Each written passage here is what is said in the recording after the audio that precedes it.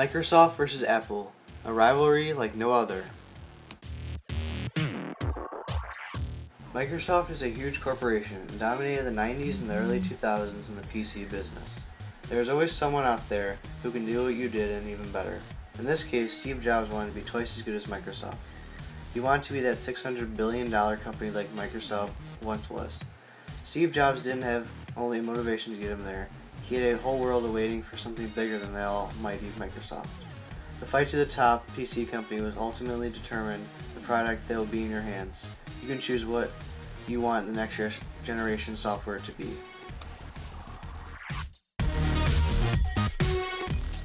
AppleInsider.com says that, in reality, Microsoft didn't happen upon the true way to sell technology. It simply won by cheating, erecting a monopoly where nobody else could actually play. AppleInsider.com also states that the technology world was so thoroughly convinced that Microsoft Windows was the one and only way to sell computing that nearly everyone refused to observe or consider accumulating data conflicting this common sense opinion. It desired, Microsoft could choose television as a medium to carry the message of community.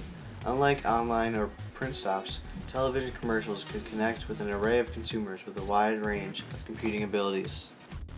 Teague refers to expanding the market. When Xbox entered the video game market in 2001, gamers held misconceptions, based on Microsoft association, about the performance of its preceding software, commonly referred to as the console. Teague talks about expanding markets. Microsoft was trying to start another dynasty other than their PCs by creating the Xbox and targeting younger kids for the use of the new consoles. Stanfield says Apple wanted to market the iPad predominantly to three groups: loyal Apple users, first-time computer buyers, and PC owners. As the company had not introduced a new consumer product since 1992, it hoped that many Apple users would choose to upgrade to the iMac. Stanfield explains how Apple competes. Apple tried to target the media by radio shows and commercials to get their product out. Stanfield states, despite a blockbuster launch of the iMac, many commentators predicted that the quirky machine would not convert PC users of the first-time buyers.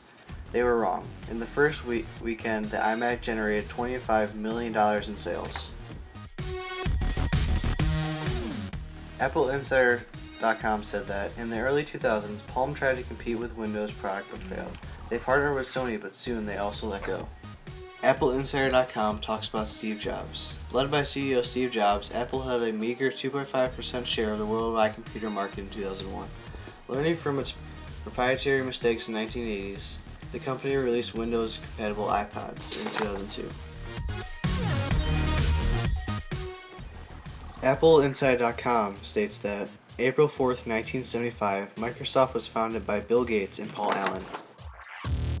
AppleInsider.com states that April 1st, 1976, Apple was founded by Steve Jobs, Ronald Wayne, and Steve Wozniak. Stanfield states that the introduction of Microsoft Windows operating system in the early 1990s undermined the force of these claims. However, as Windows provided similar graphical features and screen windows.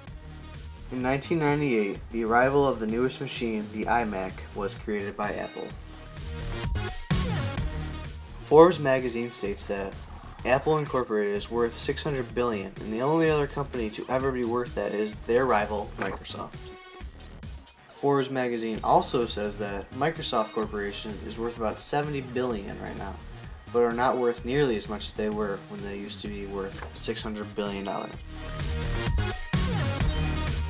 Stanfield tells us, released by Apple Computer Incorporated in November 2001, the iPad rapidly grew in sales, and by 2005 had become the world's top-selling MP3 player. With a 1,000-song capacity, the first iPad worked only with Apple computers and retailed at $400. Teague tells us that, founded in 1975, Microsoft came to control the global software market. In 1998, the company's annual sales had reached $14.5 billion, and 9 out of 10 personal computers ran on its Windows operating system. Teague explains that Apple Computer Incorporated and International Business Machines Incorporated provided the most visible competition in terms of operating systems. Apple Mac OS operating platform also far behind Windows in its number of users and had committed core of adherence. AppleInsider.com states that other companies also tried to introduce broadly licensed Windows alternatives, mostly notable IBM's OS/2, but also Sun Solaris and Steve Jobs' NextTap for Intel PCs. AppleInsider.com tells us some people's opinions. It seemed that nobody was willing to question the idea that the only way to sell an operating system was Microsoft Windows way, despite the fact that nobody was really able to successfully copy Microsoft either. Stanfel writes, according to Investors Bureau Daily, 85% of the desktop computer market was consisted of Windows-based PCs. Microsoft was dominating the business. As you can tell, Microsoft and Apple are two rival companies. In this rivalry comes ideas and motivation to be better than the other. The race to be the best is a game of lifetime. Just because you start out on the top does not mean you can come out the victor. Sometimes passion can help and entertain millions around the world. Now that you know the facts on what will be in your hands.